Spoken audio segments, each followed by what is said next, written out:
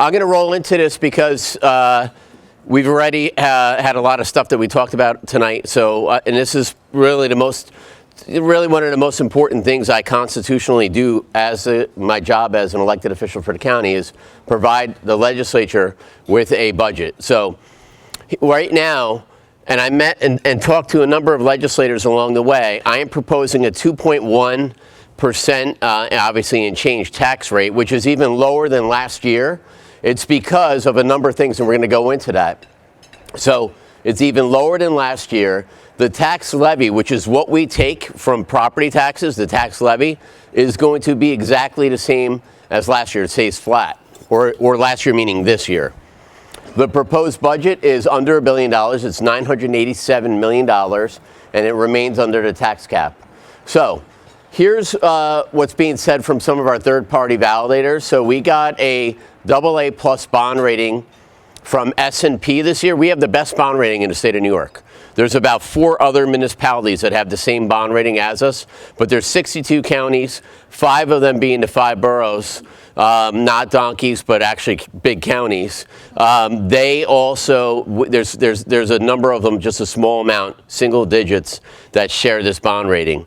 The comptroller removed us from the fiscal stress score. You guys have probably, if you're a town supervisor, mayor, or council members, you're used to this, seeing where you rate. We have been removed. We have 0 fiscal stress.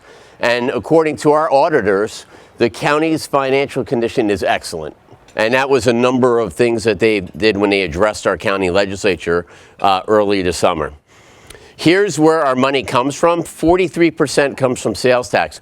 Only 12% of our operating costs for the county comes from actually real property taxes. The rest are all, you see, divided up, state aid, fees, and things like that. Where the money goes, the biggest part is human services. Then you have 19% for health services, public safety. You guys have seen this over the years. It hasn't really changed too much.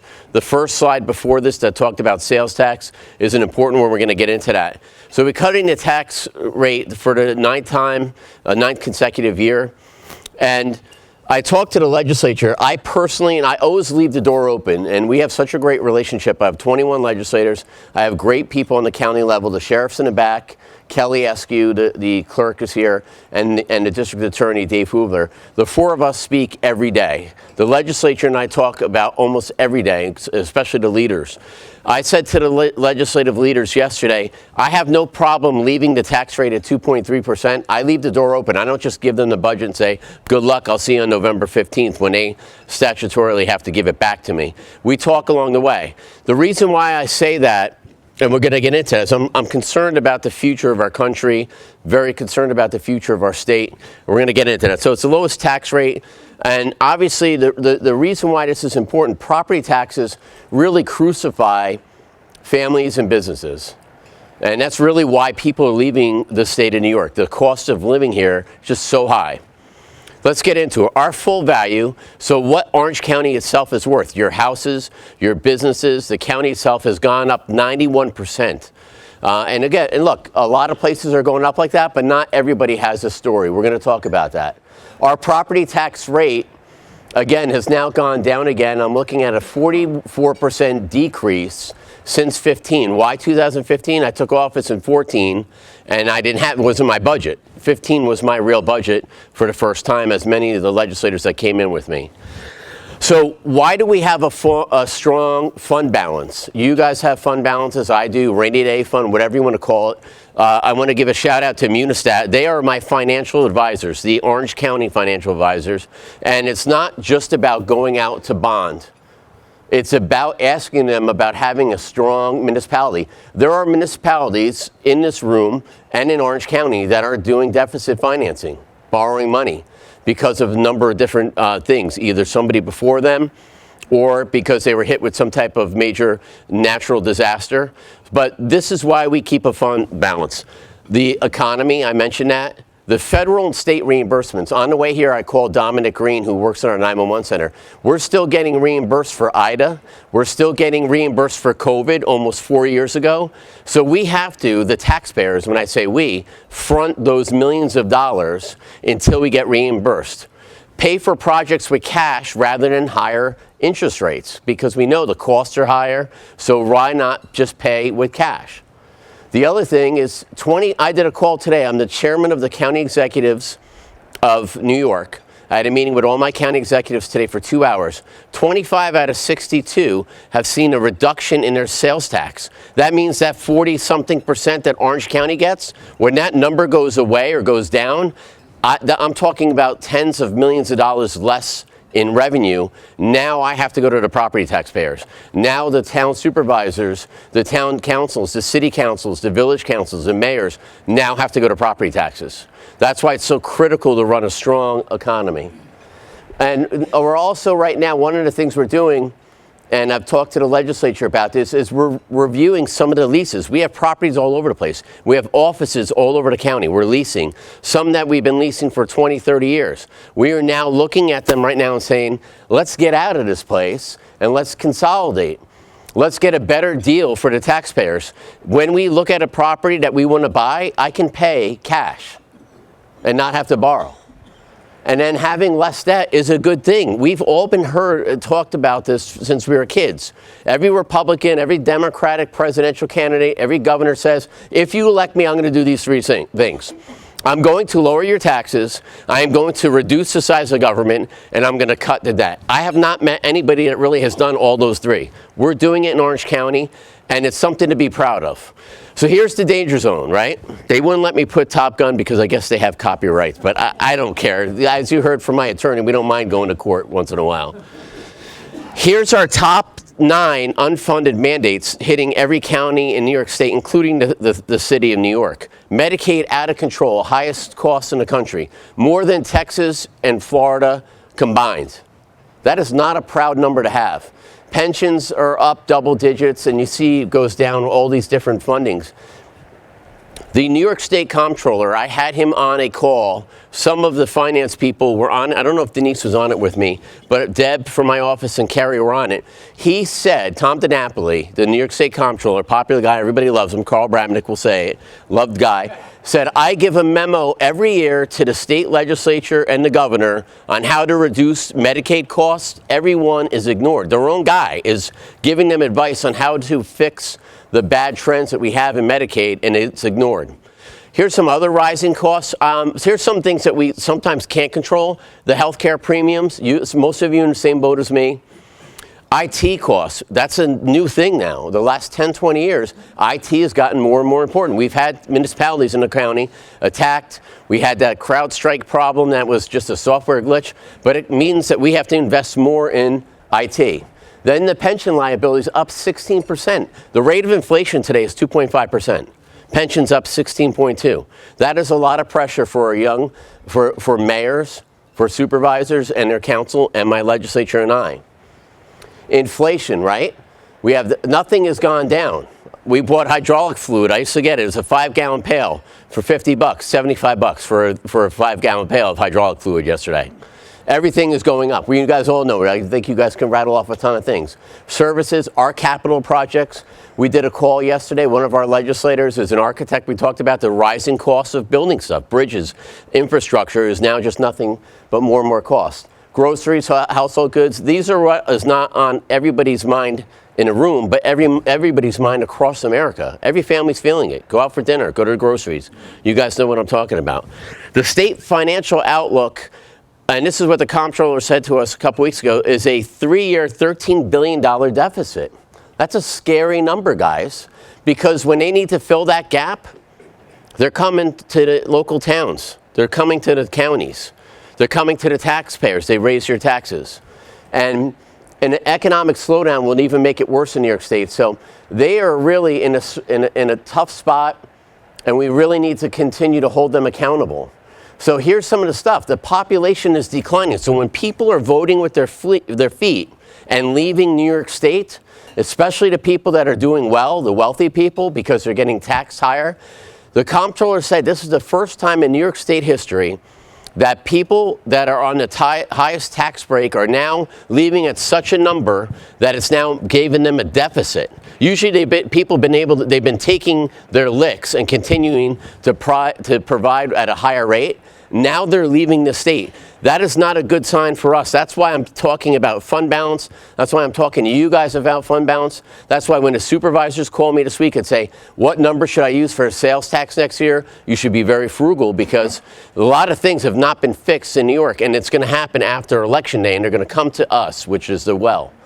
So if you look at our gross domestic product in 2020, look at those numbers far below the rest of the country. These are good. These are good numbers to be afraid of. These are warning signs, right? So when we focus on economic development and we talk about big companies that we want to attract to Orange County and ones that want to expand here, this is why it's important to pick the good ones and support them when they need them. We're 48% out of 50 states in the economic growth. So these are things that I have to continue to watch as your county executive. Instead of singing zippity-doo that everything's going to be great, we need to be responsible, because every year we're putting these budgets together. Market changes, very volatile. A third of New York State's GDP comes from the financial sector, and these are the ones that are getting hit heavily with the extra taxes, and I get that, but we also have to be careful that we don't scare them out of here or scare them into going out of business. Our taxation policy is obviously another major problem. These are all things. What does this mean?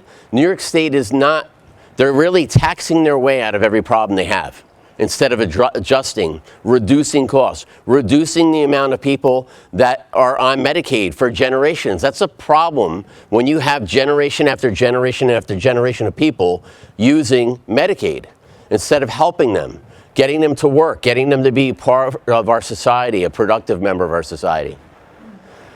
So where else? Here's some other issues that are going on here, and many of you are feeling this. Chester's feeling this now. Way Beyond's feeling this right now. A lot of you are looking at ambulance corps. So in New York State, the ambulance corps are not treated as first responders. It's supposedly going to go on the governor's desk, but it's completely asinine for anybody in the emergency management field to not consider these guys essential services. The second thing is, ambulance corps are not reimbursed at what they should be entitled to for Medicaid. That's where Medicaid reimbursements come. So that's one thing that's not fair that Medicaid doesn't do in New York State. So they're literally set up to fail. I personally feel that the volunteer fire departments are going to be the next to fall. And my proposal, and what I think the rest of the counties in New York State, and I think you guys get this as a starting point, give everybody a 50% reduction in their taxes. Let's say you pay 10 grand a year on property taxes, including school taxes.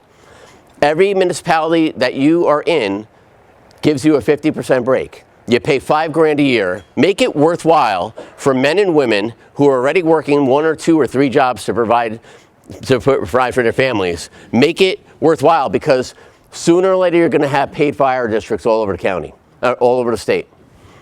The other thing, we need to also, I wanted to also bring up the municipalities that want to preserve open space. We have an open space fund in Orange County right now. We have one applicant from one community for open space preservation right now, one town. And it's the same town that's always preserved open space. It's the town of Warwick. We need to allow New York State, all the local towns that have passed resolutions, including my county legislature unanimously, to allow them to have open space funds. It's been blocked up in the Senate. It's been blocked by the governor. These are things that your municipalities have asked for almost unanimously. Let's talk about economic development. That's why it's so important that we fight for the sales tax. Obviously, these are some frequent flyers. Some of them are new ones coming next year. The Rope Park in Montgomery. There's been expansion at Angry Orchard.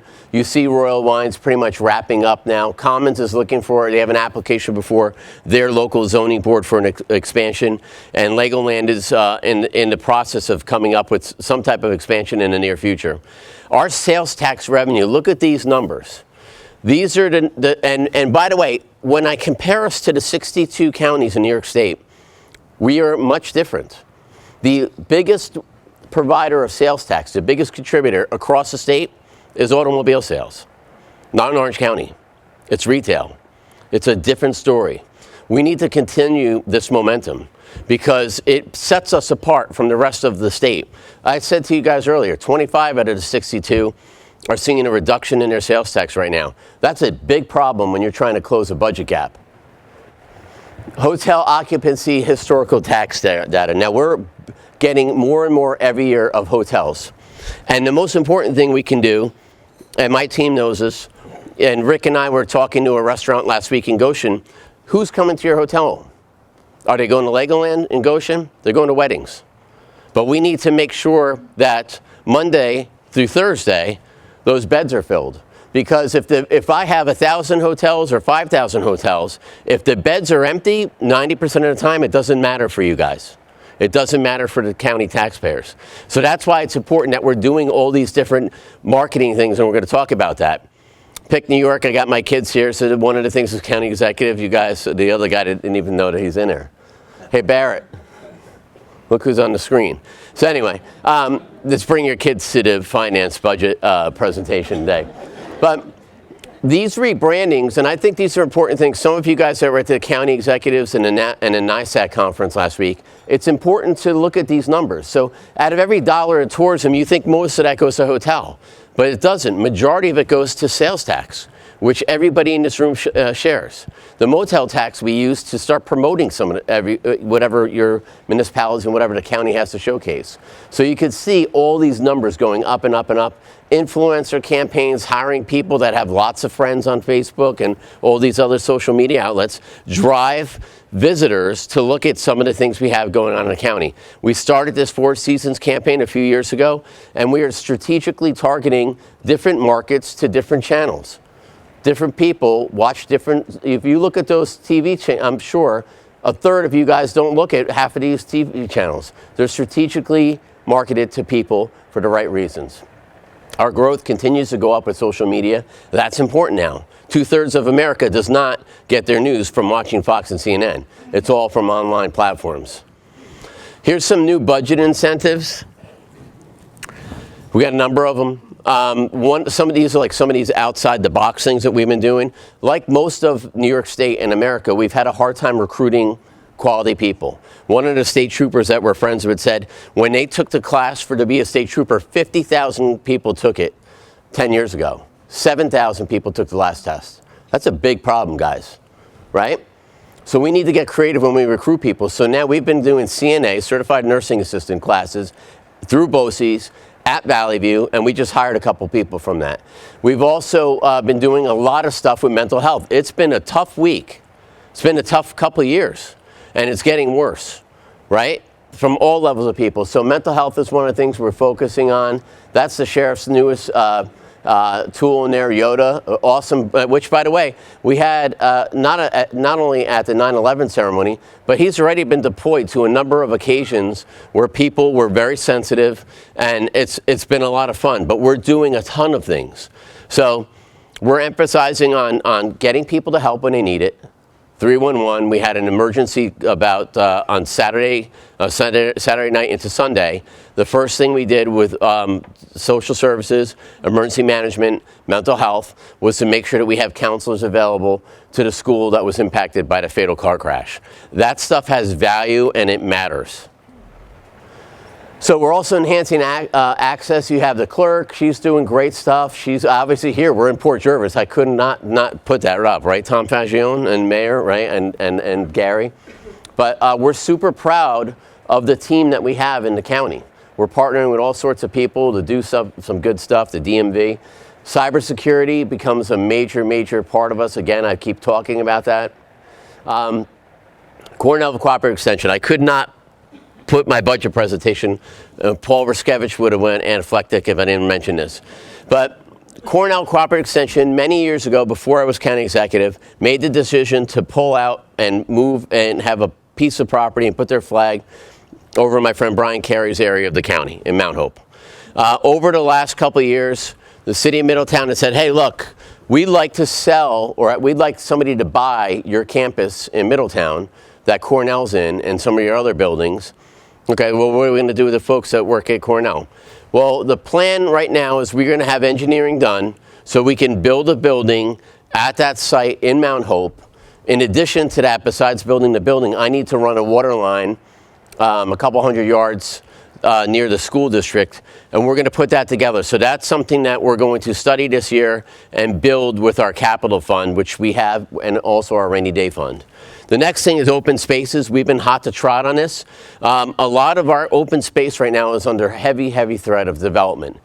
You build what you need to build on, but you have to preserve what you could preserve. And we are in a very aggressive time right now to preserve open space. We're going to be opening Sugarloaf Mountain this fall, later on, for people to do scheduled hikes. We're already starting to do some major improvements on some of the parcels on there so people can use that in the next couple months. A lot of pressure on our Parks Department. The Scunnamunk Trail. And now, the reason why I wanted to mention this real quick is because there's some other projects out there that I don't have in the presentation that are on people's mind. And one of them is Museum Village in Monroe. And the reason why I say to review the Museum Village in Monroe parcel to be careful is I need time to present this to the legislature. I announced Sugarloaf. I think there was snow on the ground. I think it was March. Some of you guys were there. We just closed on it a month ago. If I buy a house from Tony Cardone today, I don't move in there tomorrow. You guys know this. It takes a month or so. You got to get the loans approved. You got to get the inspectors in there. You got to make sure all the stuff in the deeds are correctly. It's a big process. Try to, on a 200-300 acre parcel or a rail trail that abuts 1,000 different individual property owners. Same thing happens when we go into something like Museum Village or any other parcel we're looking at. So if we're looking to target that, we need to have some lead time because it doesn't happen overnight. Now that we've closed on Sugarloaf Mountain, we've closed on Scunnamunk, you're going to see major work on opening that up to the public for them to enjoy. So these are all good. I think they're great. One of the things I told you, some of the biggest companies that invested in New York State in the last 5 years said the reason that they invested in certain places in New York State was because of the quality of life it would have for their people. And having parks and open space is part of that quality of life. Here's some enhancements. I talked about this, walking, hiking trails, and fishing over Sugarloaf Mountain. We're going to start the construction over at the Heritage Trail segment number 3 from Westtown to Ingrassia Roads in Middletown, installing lights and fencing. These are all improvements to our parks. We have to take care of our house too. We have a lot of stuff to get caught up on. We just hired another deputy in the Parks office to help Travis and his team continue to build up the county. Public safety is another big one. When I came back from one of my things a couple years ago, I said I went on 25 flights in 1 year, and I think 10 of the 25 flights, the pilot came on and said, is there a doctor on board? 10 seconds later, is there a nurse on board? 10 seconds later, does anybody know any emergency medical assistance on board? Me and another guy that knew TCCC, which is a military term to try to keep you alive. We rogered up. And we could keep you alive. It's not going to look pretty, but we could do more. I spoke at a senior center in Cornwall a couple weeks ago. I asked the senior senators, and it was probably about half the size of this room, how many people in the room know how to do CPR? A third of the hands went up. We could do better than that. I used to be a volunteer in Monroe, and about 10 years ago, I went to someone's house on Christmas Day. Everybody was standing around the Christmas tree while the mother was laying there. Nobody knew how to do CPR. We've changed that. We offer it for free in Orange County. Multiple schools around Orange County have rogered up. We had a mom from Washingtonville. The school district didn't offer it, but the mom said, I want my daughter to learn it. She brought her daughter up. She learned it. Sure enough, this summer, the neighbor falls off his lawnmower and dies of a heart attack. Does anybody know CPR? The girl did. She helped save his life. So that young lady up in the top was with Pete Sorigliano and I, and that's her family and Rachel Wilson. She now has helped save somebody's life. And it's free. If you have an ambulance corps, you have a fire department that does it, fine. Otherwise, we'll come to your place for free. Church, synagogue, poker group, whatever, we'll come if you have the people there. The other thing I want to tell you, peer-to-peer counseling. Military people feel more comfortable talking about mental health problems with each other. Cops feel more comfortable talking to fellow cops and law enforcement. Fire is the same way. EMS, dispatchers. So we're trying to grow a peer-to-peer counseling thing that's going to be, one of the things we're supporting. Bi-directional antennas in schools. The biggest fear for the sheriff, myself, the DA, and anybody else in law enforcement is what we're seeing across America. What's going to happen in the first couple minutes of one of those incidents? Most schools across the United States are old brick and mortar schools with bad, if not zero, internal communications. No radio communications, no cell phones. The county doesn't need to do this. The school district should do this. But rather than wait for something to happen that won't happen, they already have very tight budget restrictions, school districts. The county legislature and I said, we're doing it. We're going to invest our money, and we're going school to school and investing in internal communication. So God forbid if we need to respond, those radios will work. Those cell phones will work. The other thing we're doing is the bus patrol, people passing buses. You've seen this. I think it's been pretty successful. I like it. We're getting the bugs out of it right now. And then one of the things that our new commissioner is doing is a real-time intelligence center, so we could start getting really up-to-date time on some of the things that are going on, so we can stop or help an emergency while it's in progress. Some capital projects, my son on the top right, we run every day. I had a new slide today, but my staff was mad that I had too many slides already. But we go every day. Travis hates this, the Parks Commissioner. We go every day and check out what's going on with the work on the Heritage Trail, the bridge work. I'm a CB. We build, we fight. Building stuff is attractive to me. These projects are going on all over the county. We're doing a major upgrade to our 911 center. We're doing major upgrades out in Cornwall, all over the county, as well as buying some open space like you see in the top left. Here's some highlights. I'm wrapping it up again. This is what you need to take away. The tax rate is going down. The levy's flat from last year. The budget is $987 million. You got some great third-party validators that are saying that we're doing stuff right here, and we're staying under the tax cap. And with that, thank you. I appreciate your time tonight.